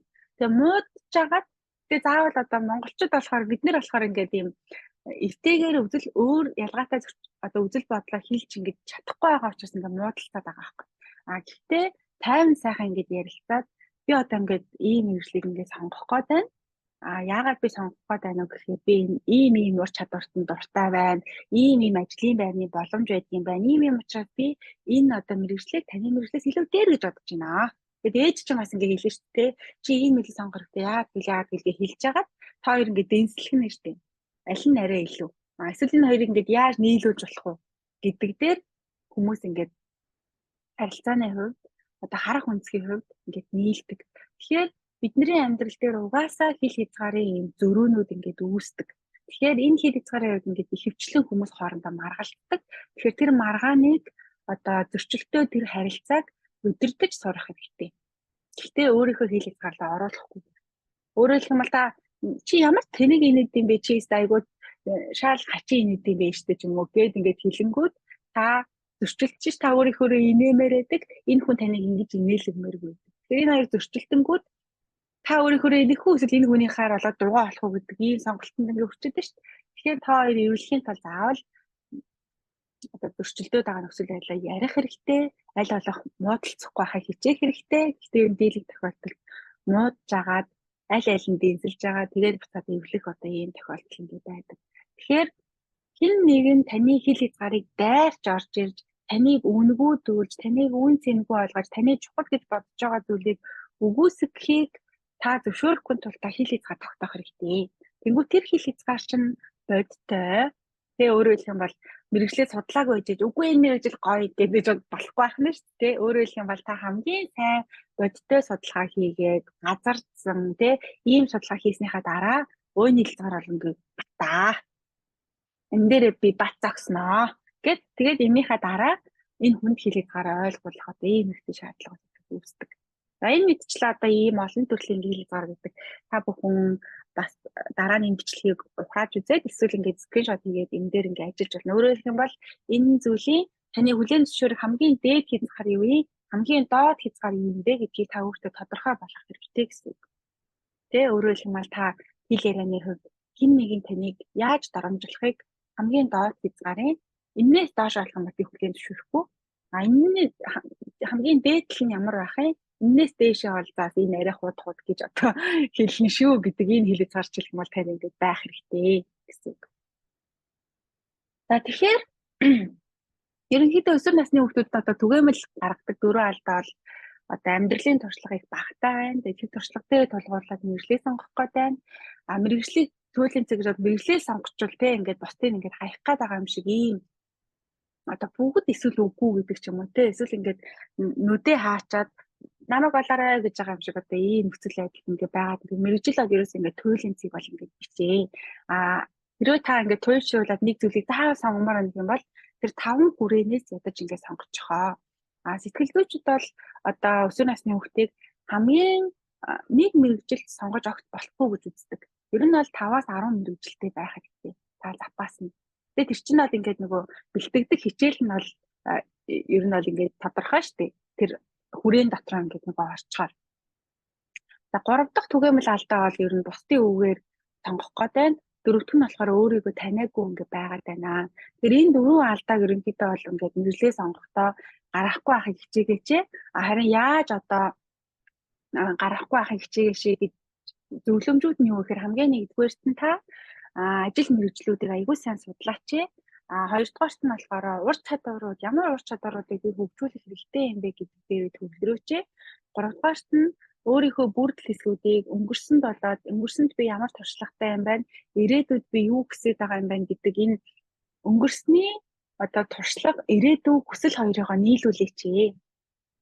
Дөрөвдүгээрт нь болохоор сэтгэл зүйн сайн дархлаатай болооч буюу хэл хязгаар тогтоож сураач гэдэг ийм дөрвөн зөвлөмжийг бол ингээд мэргэжил сонгохдоо хэрэгжүүлээсэй гэж байгаа. За тэгэнгүүт энэ дөрвийг ингээд хэрэгжүүлээд мэргэжлээ судлаад эзэмших хүсэж байгаа ур чадваруудаа гаргаж ирээд юунуудаа өөрийнхөө бүрдэл хэсгүүдээ аягүй сайн судлаад тэгээ ингээд яг энэ зөвлөмжүүдийг ингээд биелүүлсний дараа бас нэг юм чухал зарчим байдаг. Юу вэ гэхээр бид нар ерөнхийдөө ингээд аягүй их тийм мөнгөтэй болохыг ч юм уу эсвэл ингээд ийм баян болохыг ингээд хүсэж байгаа юм шиг ингээд санагддаг. Гэхдээ та яагаад баян болохыг хүсэж байгаа юм бол эсвэл та яагаад мөнгөтэй болохыг хүсэж байгаа юм бол эсвэл та яагаад аягүй тийм өндөр карьертэй эсвэл ингээд нийгэмд нэр хүндтэй мэргэжил ингээд сонгох гээд байгаа юм бол гээд ингээд таны мэргэжил сонгож байгаа шалтгаануудыг ингээд асуух юм бол та нь ерөнхийдөө бол би их гоё амьдарч байгаа шүү. Би их амгалан сайхан амьдарч байгаа шүү гэдэг энэ мэдрэмж бол хүний амьдралд бол ингээд хамгийн чухал зүйл байгаад. Жишээлх юм бол зарим хүмүүс аягүй нэр хүндтэй мэргэжилтэй болох гэдэг юм гээд яагаад ингэж тэгэхээр хүн намайг хүндэлдэг, ядаж мэдлдэг тийм байгаасай. Өөрөлдөн хүн надтай мэдтэй устай намайг хүндэлдэг байх юм бол би амгалан сайхан байх гэдэг шүү дээ. Тийм ээ? Зарим тохиолдолд жишээлх юм бол мөнгөтэй болох гээд энэ мэргэжлийг ингэ сонгож байгаа. Тэнгүүд яагаад та мөнгөтэй болохыг хүсэж байгаа юм бэ? Тэгэхээр би хүссэн юм авч чадна. Хүссэн юм авч чадах юм бол би тайван байна. Жаргалтай байна. Тэгэхээр энэний цаад шалтгаан нь бол илүү таны амгалан амьдралтай, сэтгэлээ чинь амар амгалан, амьдралээ чинь та сэтгэл хангалуун байна уу гэдэгт илүү ингээ холбоотой байдаг. Тэгэнгүүт яг энэ амар амгалан сэтгэл хангалуун амьдралд айгүй чухал юм нөлөөлдөг бүрдэл хэсэг бол энэ икигай гэдэг ийм зарчим байдаг. Сургалтынхаа төгсгөлт нь энэ зарчмыг ингээд тайлбарлаад тэгээ ингээд дуусчих. За тэгэхээр энэ икигай гэдэг зарчим нь болохоор ямар юм зарчмыг хэлээд байгаа юм бэ гэхээр Япончуудын урт аз жаргалтай амьдралын нууц гэж хэлдэг. Ерөнхийдөө хүний амьдралыг утга учиртай, аз жаргалтай болгоход таны мэргэжил ийм дөрвөн зүйл бүрдсэн байх нь айгүй чухал байдаг юм. Хамгийн нэгдүгээрт нь та өөрөө айгүй сайн хийж чаддаг. Хоёрдугаарт нь болохоор та дуртай, хийх дуртай. Гуравдугаарт нь болохоор таны хийж байгаа зүйл хүмүүст хэрэгтэй. Та хүнд тус болж байгаа мэдрэмжийг ингээ авдаг. Дөрөвдүгээрт нь ашиг авчирдаг буюу таны амьдралд хүрэлцгүйц байх хэрэгтэй гэдэг. Ийм дөрвөн зүйл нэгдэх юм бол энэ бол таны мэргэжил таны амьдралыг илүү утга учиртай, илүү сайхан амар амгалан байхад тусалдаг гэж ингээ үзэж байгаа. За тэнгуут эдгээр ингээд хоёр хоёроо нийлж байгаа. Жишээлх юм бол та сайн хийж чаддаг, таны дуртай зүйл байх юм бол гэхдээ хүмүүст хэрэгтэй ашиг авчирдаг хоёр бол биш. За ийм байх юм бол ерөнхийдөө энийг юу гэж нэрлэдэг вэ гэхээр хүсэл тэмүүлэл гэж нэрлэдэг. Дуртай тэгэл сайн хийгээд байдаг байна шүү дээ. Мөнгө өрөөс олдгоо. Тэгээд хүмүүст хэрэгтэй танд л айгуу чухал. За дараагийнх нь та хийх дуртай хүмүүст хэрэгтэй. Өөрөөр хэлбэл бусдын төлөө ингээл хийгээл гэдэг. Та нэг чаддаг ч юм уу үгүй ч юм уу эсвэл тань мөнгө олоход хэрэг болдог ч юм уу үгүй ч юм уу мэдэхгүй. Энийг болохоор зориг гэж нэрлэдэг. Та сайн хийж чаддаггүй учраас. Хийвэл гоё доо гэж бодоод байгаа юм шүү дээ. Хүмүүст хэрэгтэй дээ гэж бодоод байгаа юм. За харин хүмүүст хэрэгтэй ашиг авчирдаг. Та нэг дуртай биш, та чаддаг ч биш. Ийм зүйлийг бол ерөнхийдөө мэргэжил гэж нэрлэдэг. Харин та хийж чаддаг, тэгээд мөнгө олдог. Жишээлх юм бол би аягуулсаа юм ойдог, тэрнгээрээ цүнх ойд мөнгө болж байгаа. Тэгээд ойдлын мэргэжилгүй. Цүнх ойн ажил байх нь шүү. Тэгэнгүүт одоо болохоор 3-3-аараа нийлж байгаа. Энд чинь сайн хийж чаддаг, хийх дуртай, ашиг авчирдаг гэсэн ийм 3. Тэнгүүд энэ хүмүүст хэрэгтэй бол биш байх нь. Ийм байх юм бол та сэтгэл ханамжтай гэсэн хэрнээ хүнд хэрэггүй юм шиг. Та хүмүүст хэрэгтэй юм шиг мэдэх байгаа юм шүү дээ. Дараагийнх нь болохоор дээдлийн 3 нь нийлсэн байгаа. Ашиг авчирдаггүй. Гэтээ та хийх дуртай, сайн хийж чаддаг хүмүүс хэрэгтэй. Энэ бол айгүй их хийх хүсэл эрмэлзэлтэй. Тэгсэн хэрнээ нөгөө нэг хоолойч авч идэх мөнгөгүй гэдэг ийм нөхцөл байдалтай байх юм. За дараагийнх нь болохоор та хийж чаддаггүй. Та дуртай хүмүүс хэрэгтэй, ашиг авчирдаг. Ийм байх юм бол та эдгээр сэтгэл ханамжтай ч гэсэндээ үргэлж өөртөө эргэлзэх мэдрэмж. Яна би чадчих байгаа болоо, яна би чадчих байгаа болоо гэдэг ийм ингээд эргэлзээтэй байх юм. За хамгийн сүүлийнх нь болохоор та хийх дуртай биш, сайн чаддаг, мөнгө олдог хүмүүст хэрэгтэй. Энэ бол танд айгүй тухтай. Тэгсээ та дуртай биш учраас танд ингээ хоосон санагддаг ийм мэдрэмжийг өгөөд байх боломжтой байх нь байна. За тэгэхээр энэ дээр та бүхэн ямар одоо ийм яг мэдээж би энэ даалгаврыг шалгахгүй. Гэхдээ та өөртөө зориулаад энэ даалгаврыг ингээд хийх юм бол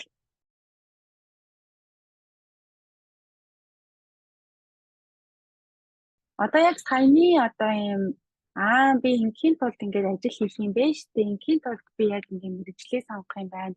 Ийм 4 одоо зөвлөмж алхмыг ингээд авах юм байна. Тэгээ саяны одоо энэ амьдралын утга учиртай икигай зарчмыг ингээд баримтлах юм бол гээд энэ даалгаврыг ингээд хийх юм. За тэгэнгүүт одоо таны нэг сонгочод байгаа нэг сая нөгөө хэллээ шүү дээ. Хамгийн багадаа ерөнхийдөө бол 5 мэргэжил ингээд сонгох хэрэгтэй. Гэхдээ ингээд нөгөө 5 төрөл өөр төрлийн биш те. Одоо байжснаа нэг жүжигчин гэж байсан. Эсвэл лаборант гэдэг ч юм уу те. Эсвэл ингээд багш гэдэг ч юм уу. Ийм 5 өөр төрлийн биш. Одоо жишээлбэл одоо юу гэдэг нь хувцас дизайн, интерьер дизайн, одоо тийм дизайнтай холбоотой өөр төрлийн мэргэжлүүд байх юм бол ингээд болж байна те. Тэгэнгүүт таны одоо энэ сонгоод байгаа мэргэжил нь хамгийн нэгдүгээрт нь чаддаг гэдэг байгаа шүү дээ. Тэгэнгүүт таны одоо чиний хийж чаддаг ямар зүйлс энэ мэргэжилд байгаа вэ? За ирээдүйд тэгвэл та юу хийж чаддаг болох хэрэгтэй вэ? За харин дуртай гэдэг дээр нь чиний хийх дуртай ямар зүйл энэ мэргэжилд байгаа вэ? Ирээдүйд сонгох юм бол юу хийх нь чамд илүү таалагдж байгаа вэ? За ашиг авчирдаг хүмүүс хэрэгтэй бол мэдээж ирээдүйд хоёулаа байна те.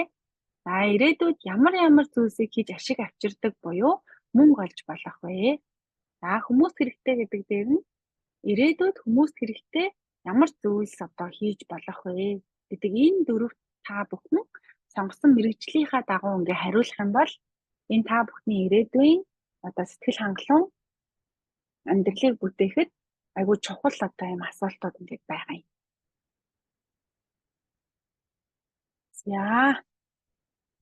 За тэгэхээр ойлгомжтой байсан уу? Анхаарал хандуулсанд баярлалаа. Одоо нэг 10-аас 15 минут асуултанд хариулаад тэгээд дуусгая.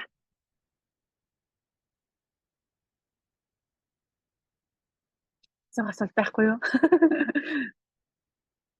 Нэг бол амар сайн ойлгосон асуулт асуудгүй. Нэг бол огт ойлгоогүй асуулт байж байна.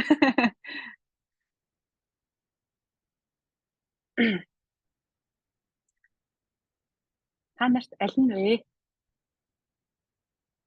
Амар ойлгомжтой сургалт байлаа. Баярлалаа. За. Таны хэлсэн юу маань сурагч уу? Нэрлээ сонгож байгаа юу? Сурагч. За. Тэгвэл асуулт байхгүй байна гэж ойлгохгүй. Ойлгомжтой байлаа гэд нэг хүний комментээр.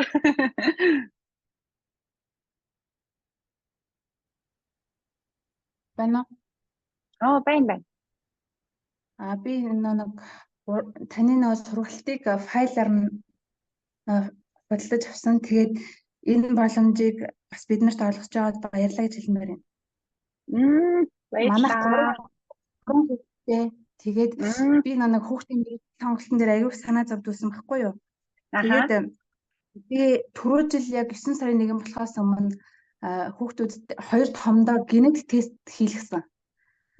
За тэгээд гэсэн чинь тэр нь болохоор төлбөр нь болохоор 200,000-аас хямдраа 140,000 гэх 2 томьёогоо илгээд багаага дараа нь хийгдээд. Тэгээ хийлгэсэн чинь надад болохоор айгүй үр дүнгүй байсан. Ягаад гэвэл тэр нь болохоор ингээд шууд нэг гадаад орчин нөхцөлд хийгдсэн тэр судалгаан дээр хийгдсэн зүйлийг шууд Монгол дээр зүгээр орчуулад хийгдсэн зүйлсээс тэгээд тэр болохоор нөгөө би болохоор ямар хүлээлттэй байсан бэ гэхээр ингээд за миний хоёр том хүүхд одоо ингээд шууд мэрэгчлээ сонгоод тэрнийхэн дагуу хичээлээ сонголтоо хийгээд ингээд амарлаа хүлээлттэйсэн байхгүй. Тэгсэн чинь харамсалтай дааж хийж чадаагүй. Тэр нь болохоор ингээд жишээлбэл ингээд дата мэрэгчлүүд нь болохоор шал ондоо исэн. Тэгээд айгүй үр дүнгүй байсан. Тэгээд харин би зөндөө зүйл судлаад уншаа. Тэгээд харин фэйсбүүкээр таны нэг пэйжийг дагаад аюух баяртайгаар тэр хүлээж аваад тэгээ бас юм зүүм сургалт зүүмээр тантай уулзах санал тавьсан байсан. Тэгээд энэ боломжийг олцсонд маш их баярлалаа гэж хэлмээр байна. Тэгээд илүү их үр дүнтэй байлаа. Генетик тестээс илүү үр дүнтэй байна. Монгол ийм хөрсөн дээрээ буусан сайхан санагдаж байна. Тэгээ ажилд нь амжилт хүсье. Тэгээд энэ мэрэгжил сонголтын зүүм сургалтанд оролцож байгаа хүмүүс гэсэн бүгдэнд нь амжилт хүсье. Таад бүгдээрээ энэ сургалтынхан дагуу өөртөөхөн 100% мэрэгчлээ тохирсон мэрэгчлээ сонгоод ирээдүйд аз жаргалтай мундаг амьдраараа гэж хэлье. За баярлалаа.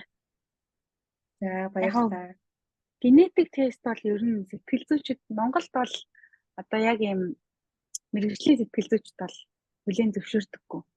Тэр байтугай ер нь бол нөгөө Оксфорд хүртэл одоо үр дүнгүй гэж бүр судалгаа гаргацсан байдаг. Одоо бодит амьдралтай нийцдэггүй гэсэн үг. Харин та бүхэн бас тест хийлгэхдээ айгүй сайн судалж байхгүй бол хайр мөнгө болж байгаа зү. Хайр мөнгө 180 90. Тэгээ энэ болохоор би одоо нөгөө бусад дасгал ажлын хуудас маань хямдхан байхгүй юу, нөгөө мэрэгжил сонголтын дасгал ажлын хуудас маань өсвөр насны хүүхдүүд нэг бишгийн мөнгөж бодгоо цуглуулж агаад ангаараа хувааж аваад ингээд үнгүү болохоор ингээд айгүй хэцүү юм билий. Тэгээд өсвөр насны хүүхдүүд өөрөө худалдаж авч болохоор гээд арай хямдхан үнэтэй тавьсан. Тэгээд яг ингээд саяны сургалтаар яг мэдээж би ингээ үгээрээ хэлээд ярихаар ингээд өөрлөлтөө. Тэгэхдээ дасгал ажлын хуудас бол ингээд дагаад хийхээр яг ер нь бол энэ агуулгын дагуу ингээд хөтлөгдөд очихоор байгаа байхгүй юу. Тэгээд пэйж руу манай хэцүү хүүхдүүд өчнээ ихчээ надад туслаач гэдэг. Тэгээд тэр хүүхдүүдэд ингээд ядаж юм чиглүүлэг бичлэг үзчих гэж бодоод тэгээд энийг рекорд хийж авч байгаа. Яа тэгвэл мэдлээ сонгоход тасалсан бол баяртай байна. За тэгвэл өөр асуулт байхгүй бол ингээд дуусгахгүй манайхаа. Манай ангийнханд асуулт байна. За. Өөрөө танилцуулаад бас.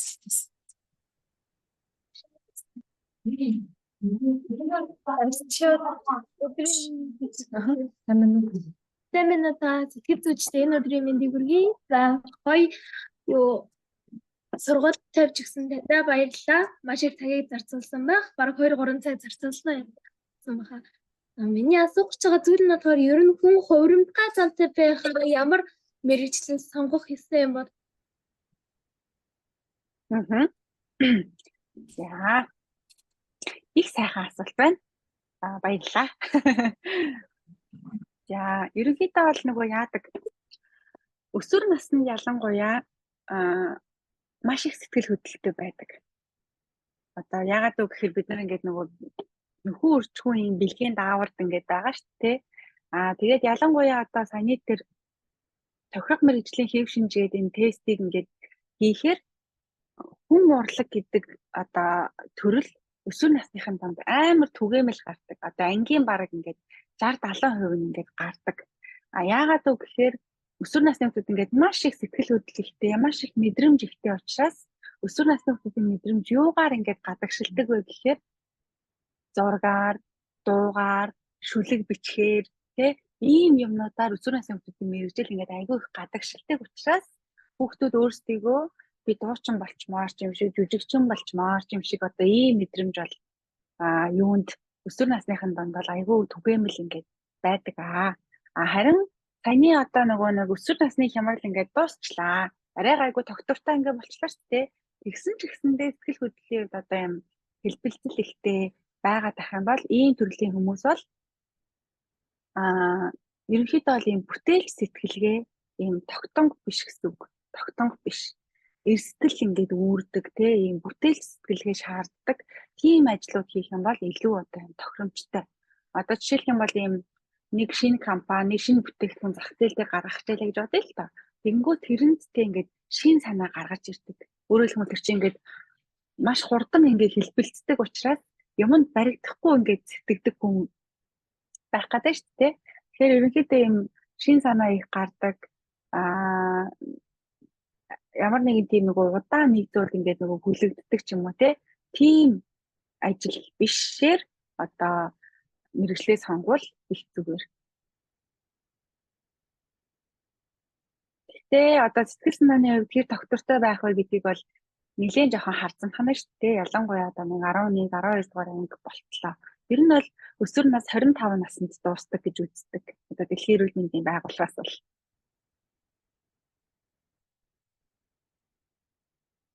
Гэтэ яг 25 хүртэл аль хэдийн их сургуулаа төгсөж штэ. Тийм ээ. Яа, тийм байна. Гүнжээ юу? Тийш үү би нөгөө нэг өмнө ороо. Тийм байна. Гинт харсан чинь гүнжээ шиг байхаар нь. За. Одоо тийм ингээ ангийнхантайгаа цусууч. Ааха. Зүг. За. Хариулт нь тодорхой байсан уу? За. Манайх нөгөө 3 баг болоод сууж тий баг болгоноос нэг хүүхд төлөөл болоод асуулт сууж авахгүй юу? За. Босомж. Үлдөрөө танилцуулж. Батсангийн бэд төгөлтөр гэж. Намайг батсангийн бэд төгөлтөр гэж тэгээд надаас нэг асуулт нь тэгээд байна. Ямс.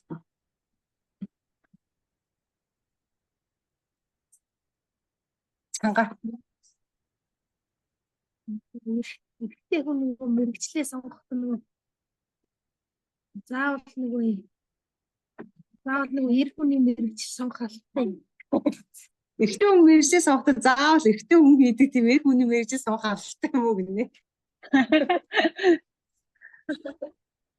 За, жишээлх юм бол ямар мэрэгжил хийж байгаа юм? Эрэгтэй хүний мэрэгжил гэдэг нь өөр хаачин Өчаан өөр хаачин гинэ. За тэгэхээр энэ ч нөгөө нэг юм хил хязгаарын асуудал дахиад яригдчих шүү дээ тий.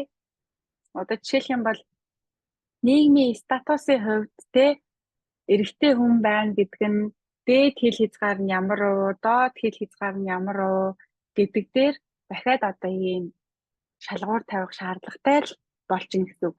Өөрөөр хэлэх юм бол эрэгтэй хүн гэхээр заавал ийм мэрэгжил байх ёстой гэж яах юм бол энэ бол ингээд дээд хил хязгаарыг ч одоо ингээд даваад ээж магадгүй байгаа даа шүү дээ. Жишээлх юм бол уурхай зөндөө олон эмэгтэй хүмүүс том машин байдаг.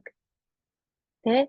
Одоо жишээлх юм бол манай сэтгэл судлаачдыг дийлэн хэрэг эмэгтэй байдаг гэж боддог бол эрэгтэй сэтгэл судлаач нар зөндөө байгаа. Тэгэхээр нөгөө яг та өөрийнхөө бүрдэл хэсгээ зөв тодорхойлох юм бол мэрэгжил илүү тодорхой болно гэсэн үг. Өөрийнхөө бүрдэл хэсгийг гэдгийг ойлгож байгаа шүү дээ. Өнгөрсөнд та ямар туршлагуудтай байсан, ирээдүйд та ямар хүсэл эрмэлзэлтэй байгаа байна. Тэр хоёрыг нийлүүлээд одоо мэрэгжлээ сонгоно гэсэн үг. За дараагийн охин маань хийж асуулт асуух чинь. Гүнжээний ангид сургалт ороод байгаа юм шүү гэж. Үргэлж цахны аз зэлэг гэдэг. Тэгээд ерөнхийдөө бол мэд заслын. Миний мөрөөдөл болохоор мэстримч. Тэгээ мэстримч болоход ер нь яг ямар сэтгэл зүйтэй байвал тэр үе. Ер нь яг ямар сэтгэл зүйтэй хүн мэд заслын юмч болох бол.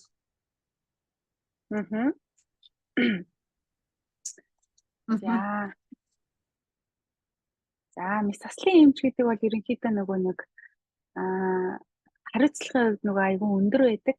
Тэгээд одоо эрт тэтгэврт гардаг өөрөөр хэлбэл айгүй ачаал өндөртэй ажилдаг учраас эрт төрс гардаг одоо ийм ажил байгаад байгаа шүү дээ. Ажлын цаг нь ч гэсэндээ энгийн хүмүүс их бол 8 цаг байдаг бол хүнд нөхцөлд ажилтдаг гэд 6 цаг ч илүү 7 цаг ажилтдаг одоо ийм мэрэгжилтэй хүн байгаад байгаа. Тэгэхээр энэ мэрэгжлийн хувьд ингээд нөгөө аваад үзэх юм бол хүний амь настай холбоотой эрсдэл өндөртэй учраас сэтгэл зүйн хувьд одоо их тийм сэтгэл хөдлөлийн хувьд тогтвортой сэтгэл хөдлөл мэдэрсэн үедээ түүнийгээ таних удирдах чадвар айгүй өндөртэй ийм төрлийн одоо хүн байвал их тохиромжтой. Тэрнээс гадна мэрэгжил бас хүнийг ингээд төлөвшүүлдэг мэрэгжил. Өөрөөр хэлэх юм бол одоо юу гэдэг нь багш хүн те эхнээсээ л аюу мундаг тийм юм сургаалч те хүн заадаг те заах дуртай ийм бол ингээд байдгүй те тийм биш хүмүүс ингээд байдаг. Тэгээд явандаа багш мэрэгчлийг ингээд эзэмшээд ажиллаад эхлэхээр багш хүн ингээд те ингээд аюу тийм намтай би ч одоо хүүхдүүдэд зааж байна гэдэг ийм төлөвтэй болж төлөвшдөг. Яг тэрнтэй ажиллах нь сэтгэл зүйч ч гэсэндээ анханасаа айгүй мундаг те айгүй төвшин сайхан тийм сэтгэл зүйч гэж бас байдгүй. 4 жил сурах явцдаа тэр мэрэгжлийг эзэмших явцдаа тэр хүн бас ингээд тэр хүний сэтгэл зүй ингээд 4 жилийн хугацаанд одоо эмчээр сурж байгаа бол 6 жил резидент эмчээр сураад 2 жил мэрэгжлийн нарийн мэрэгчлэр ингээд нөгөө яагаад вүлээ дахиад ингээд бараг нэг 7 8 9 жил ингээд сурж иж нөгөө яг тэр эмч болдсон шүү дээ. Тэгэхээр яг тэр нөгөө нэг 8 9 жилийн хугацаанд бол нөгөө мэрэгжилтэй нь таны сэтгэл зүйг бас ингээд нөгөө төлөвшүүлж ингээд өгдөг. Тэгэхээр нэг талаасаа мэдээж сэтгэл зүйн суур чухал. Гэхдээ нөгөө нэг сайн хичээнгүүлж сурах юм бол бас ингээд таны сэтгэл зүй бас төлөвшөж болох нь шүү дээ. Нөгөө өөрчлөгддөггүй ганц зүйл байгаа шүү дээ. Тэр нь өөрчлөлт өөрөө. Тэгэхээр та сэтгэл зүй би ийм сэтгэл зүйчтэй юм чинь болохгүй юм байна гэж таны сэтгэл зүй яаж хөвсөж болох вэ гэдэг дээр бас ингээд нөгөө төвлөрөх хэрэгтэй. За одоо би сүүлийн ганц асуултыг нөгөө засал ажлын хуудас байгаа шүү дээ. Мэргэжил сонголт. Тэрний талаар та манай ангид мэдээлэл өгөөч. Тэрэнгүүр ажиллах одоо тэр засал ажлын хуудасаар ямар одоо боломжууд нэгтгэхээ те юугаа мэдээж таньж авах вэ гэдэг тэрний талаар. Аль таны ангийнхны нэг харъя да. За. Яа энэ нөө Ингээд болоо. Зөв. Ахаа. Тийм байна. За одоо тэгээд би нэг юм рекламах гэдэг байгаа юм шиг жоохон хэцүү л болж байна доо. Яг саяны нөгөө нэг сургалтаар ингээд нөгөө ярьсан зүйлүүдийг өөрөө өөртөө ингээд ажиллаад хийдэг юм дасгал ажлын хуудас байгаамаа. Тэгээд одоо 30 ийм нүүртэй. Тэгээд тэр нөгөө 30 нүүртэй дасгал ажлын хуудсыг ингээд өөрөө хэвлээд ажилтдаг тийм дасгал ажлын хуудас байгаа байхгүй. Саяны темперамент тодорхойлдог тесттэй тэгээд мэрэгжлийн тохирох мэрэгжлийн хэв шинжгээд климагийн тесттэй тэгээд нөгөө саяны мэрэгжлээ сонгоход гаргадаг алдаанууд байгаа шүү дээ. Тэр алдаанаас би яг алийг гаргасан бэ гэдгийг дүгнэх юм нөгөө дасгалын юм асуултын хуудастай. Тэгээд ирээдүйдийн нөгөө икигай зарчмаар яаж мэрэгжлээ сонгож төлөвлөх вэ гэдэг юм алхамжилсан дараалалтай тийм ингээд нөгөө юу байгаамаа. Дасгал ажлын хуудас байгаамаа. Тэгээд тэрийг нөгөө нэг манай пэйж руу ороод ер нь танилцуулга зөндөө явж байгаа. Тэгээд тэрийг үзээд яаж болноо, ашиглаж болноо. Бид нөгөө нэг ингээд нэг хүүхэд ийм хавцснээс юм баггүй юу? За. Аха. Тэгээд энэ хавцсан нөгөө нэг дасгал ажлынхаа хуудсуудыг дотор нь ингээд тэгээд ажиллах баггүй юу? Одоо хамгийн анхных нь одоо ном унших ач тус гээд өөртөө постэр хийсэн тэрэнгүүрээ хэлчихээ. Тэгээд мэргэжил ажлын хуудсыг ажиллаад 9-р анги төгсөх дараа жил бас ажиллах юм хавцнасан байгаа. Хүүхдээ нөгөө файл. Аха. Тэгэхээр эхлээд нөгөө хийх утга учирыг сайн ойлгох гээд энэ сургалтыг нөгөө би ангийнхандаа өмнөөс нь бөглөөж ирсэн байхгүй юу? Суулгаж авахгүй. Баярлалаа. Сургалт багсан. Аха. За ойлголоо. Баярлалаа ангийнхныгаа хамруулсанд. Бүгдээрэнд нь баярлалаа. За. За тэгвэл ингээд цаг нийлэн явчихлаа. Тэгээд дуусгая да. Аха. За бусад орж ирсэн хүмүүстээ бас бүгдээрэнд нь баярлалаа. Баяртай. Баярлалаа. Баярлалаа. Баа.